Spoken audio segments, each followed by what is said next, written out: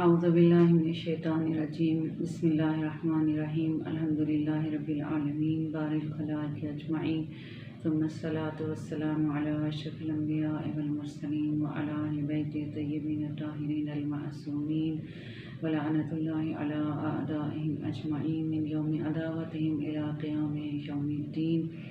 बिस्मिल्लाहिर्रहमानिर्रहीम रब्बि इश्रह ली सदरी व यस्सिर ली अमरी वहलुल उक़दतम मिन लिसानी यफ़क़हू क़ौली। यौम ज़मा अजलल्लाहु ताला फ़रजहु शरीफ के निस्बत गुज़श्ता गुफ्तगू में कुछ आदाब का ज़िक्र किया। आज की गुफ्तगू में मज़ीद कुछ आदाब का ज़िक्र करेंगे जो बहैसियत मोमिन लाजिम है कि हम अपने मौला और आका की याद में किन आदाब को रियायत करें ताकि इमाम की याद का हक़ अदा हो सके। इमाम ज़मा अजलल्लाहु ताला फ़रजहु शरीफ की निस्बत एक और अदब यानी आपके नाम की महाफ़िल और मजालिस का इनेकाद है। दर हकीकत अहले बैत अलैहिमुस्सलाम और बतौर ख़ास इमाम ज़मा अजलल्लाहु ताला फ़रजहु शरीफ के नाम की महाफ़िल और मजालिस का इनेकाद सिर्फ़ शायर अल्लाह की ताज़ीम नहीं बल्कि कलिमतुल्लाह की सरबुलंदी, नेकी, तक़वा का ज़िक्र है। उससे भी बढ़कर ख़ुद नुसरत इमाम ज़मा अजलल्लाहु ताला फ़रजहु शरीफ है कि हम आपका ज़िक्र मुबारक करें और ऐसी मजालिस का इनेकाद करें जिसमें आपके फ़ज़ाइल का तज़किरा हो, आपके आला सिफ़ात का तज़किरा हो, आपकी वजूद बाबरकत से हासिल होने वाले फ़्यूज़ात का तज़किरा हो, वो उन तमाम मौज़ूआत का और उन तमाम बातों का ज़िक्र हो जिनका ताल्लुक़ आपकी ज़ाते मुबारक से है। इमाम सादिक़ अलैहिस्सलाम फरमाते हैं, एक दूसरे का दीदार करो, तुम्हारा एक दूसरे का दीदार करना हमारे अम्र को ज़िंदा करता है और हमारी अहादीस की यादावरी का बाइस है और हमारी अहादीस तुम्हें एक दूसरे की निस्बत मेहरबान बना देती हैं और अगर तुम इन्हें थाम लो और रस्तगार और निजात याफ्ता हो जाओगे। ये एक हकीकत है। अगर आप अपनी मजालिस आज़ा को देखें या उन मजालिस और महाफ़िल को देखें जो अहले बैत अलैहिमुस्सलाम की याद में मुनक़िद होती हैं, उन मजालिस में शिरकत करने से ख़ुद ब खुद मोमिनीन अपने दिलों में दूसरे मोमिनीन की निस्बत मोहब्बत और मेहरबानी के मोहब्बत के एहसासात को महसूस करते हैं। दिल एक दूसरे की निस्बत मेहरबान हो जाते हैं, कदूरतें दिलों से रुखसत हो जाती हैं, दिल से कदूरत साफ़ हो जाती है। फरमाया और जब भी इन्हें तर्क कर दोगे, यानी जब भी तुम हमारी आपस में मोमिनीन मिलना छोड़ देंगे और हमारी अहादीस का तज़किरा छोड़ देंगे और जब भी इन्हें तर्क कर दोगे गुमराह और हलाक हो जाओगे। बस इन अहादीस पर अमल करो, मैं तुम्हारी निजात की ज़मानत देता हूँ। अमीरुल मोमिनीन अली अलैहिस्सलाम फरमाते हैं, अल्लाह ताला ने ज़मीन की जानिब निगाह की और हमें चुन लिया और हमारे शियों को चुना जो हमारी मदद करते हैं, हमारी खुशी में खुश और हमारे गम में गमगीन होते हैं और अपनी जानों और अपने माल को हमारे लिए निसार करते हैं। वो हमसे हैं और हमारी जानिब लौट कर आएंगे। जहाँ पर इमाम ज़मा अजलल्लाहु ताला फ़रजहु शरीफ के नाम की महाफ़िल का इनेकाद एक बहुत बड़ा फरीज़ा है, जबकि उलेमा कहते हैं कि फ़स्ताबिकुल खैरात का मिस्ताक है। कुरान मजीद कहता है कि नेकियों की तरफ सबकत करो। जिन नेकियों की जानिब कुरान मजीद हमें सबकत लेने को कह रहा है, उनमें से सबकत का उन खैरात, उन नेकियों में से एक अहम तरीन मिस्ताक मजालिस और महाफ़िल अहले बैत अलैहिमुस्सलाम के नाम की मजालिस और महाफ़िल हैं, जिनमें इन मुक़द्दस हस्तियों का ज़िक्र हो, इनके फ़ज़ाइल बयान किए जाएं, इनके सिफ़ात का तज़किरा हो और उनकी तालीमात का तज़किरा हो। आ हज़रत के फ़ज़ाइल में शेर कहना और पढ़ना। ख़ुद अहले बैत अलैहिमुस्सलाम और मख़सूसन इमाम ज़मा अजलल्लाहु ताला फ़रजहु शरीफ की ज़ात अक़दस के लिए शेर कहना बहुत बड़ी इबादत और सआदत है।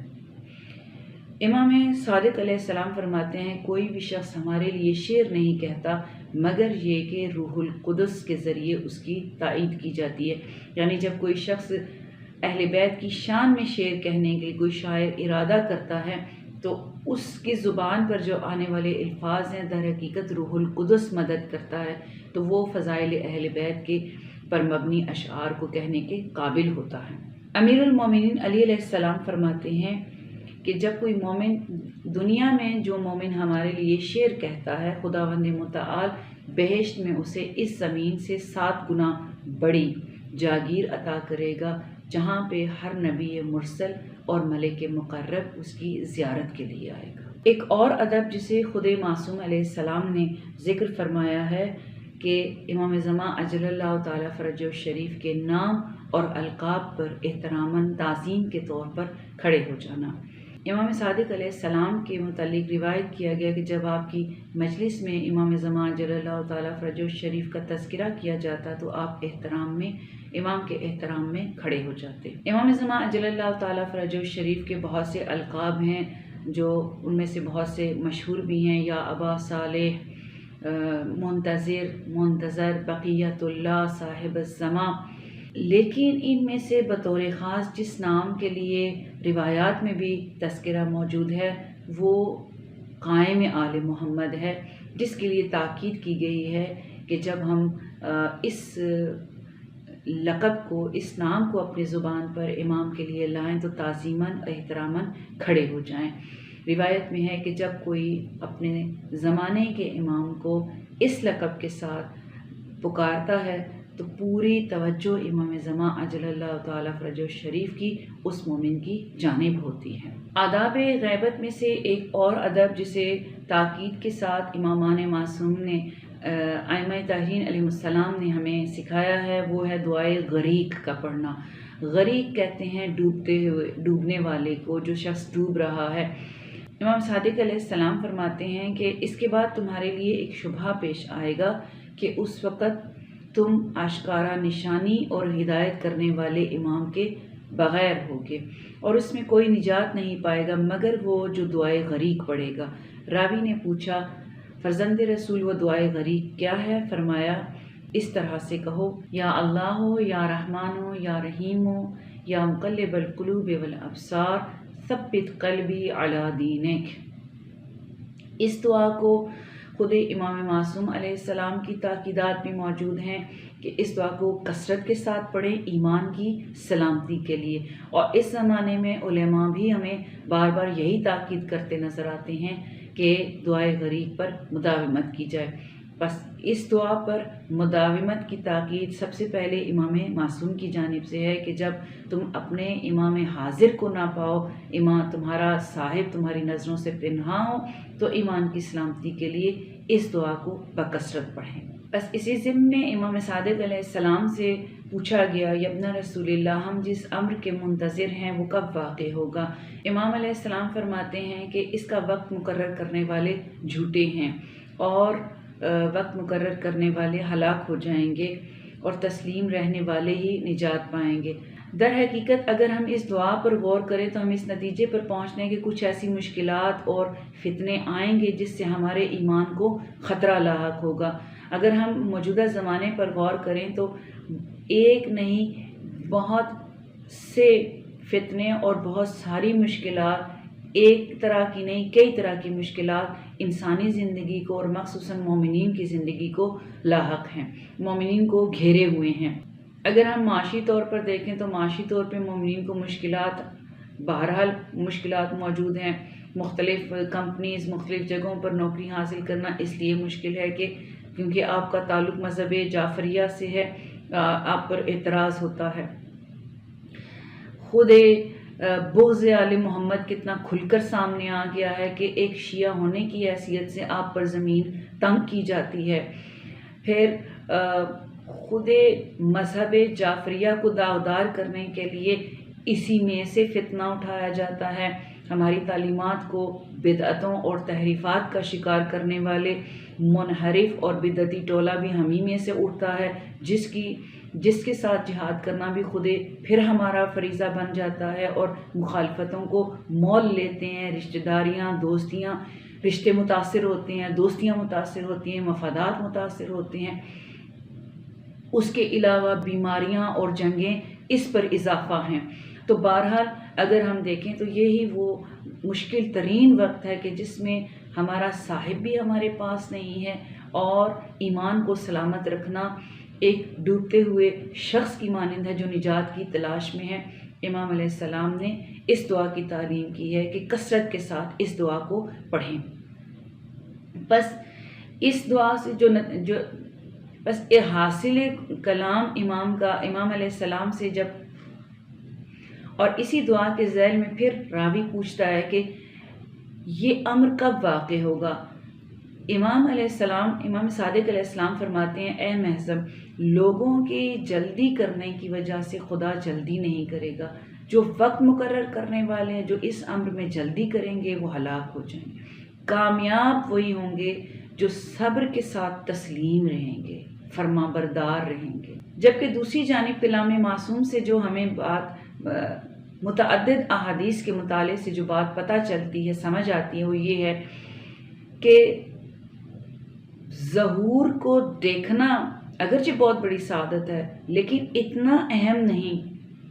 جتنا کہ خود امام معصوم کے امر پر ثابت قدم رہنا اور تسلیم رہنا ہے۔ ایک شخص امام صادق علیہ السلام کی خدمت میں، اور اسی طرح سے یہ روایت بکثرت امام باقر علیہ السلام اور امام صادق علیہ السلام دونوں سے یہ روایت موجود ہے کہ آپ سے متعدد بار آپ کے شیعوں نے پوچھا کہ ہماری عمریں گزر گئی ہیں اس امر کا انتظار کرتے ہوئے، کہ آل محمد کی حکومت اور فرج آل محمد کا انتظار کرتے ہوئے، تو امام انہیں جو نوید سنا رہے ہیں۔ ایک شخص آ کے امام باقر علیہ السلام کی خدمت میں عرض کرتا ہے، اپنا رسول اللہ، میرا باپ اس دنیا سے چلا گیا آپ کے فرج کا انتظار کرتے ہوئے، اور اب میں بڑھاپے کی اس عمر میں پہنچ گیا ہوں، کب دیکھنا نصیب ہوگا؟ امام علیہ السلام جو جواب دیتے ہیں وہ بہت اہم ہے کہ اگر تو نے ہمارا امر درک کر لیا، یعنی آل محمد کے فرج اور حکومت کو درک کیا، مطیع اور فرمانبردار ہوتے، تو ہمارے ساتھ ہوگا، اور اگر ان کے امر پر ثابت قدم رہتے ہوئے اس دنیا سے چلا گیا تو وہی ثواب ہے کہ تو امام زمان کے خیمے میں ہے، گویا کہ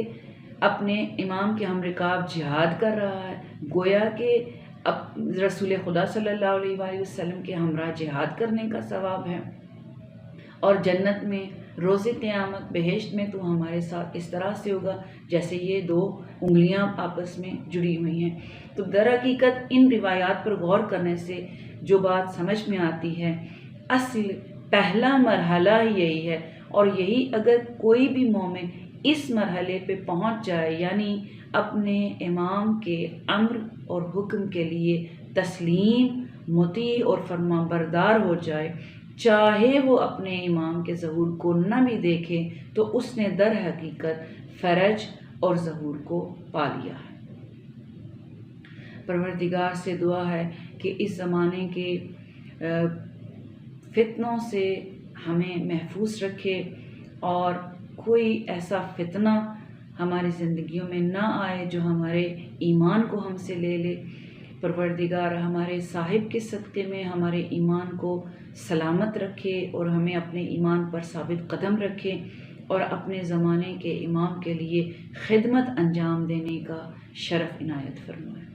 والسلام علیکم ورحمۃ اللہ وبرکاتہ۔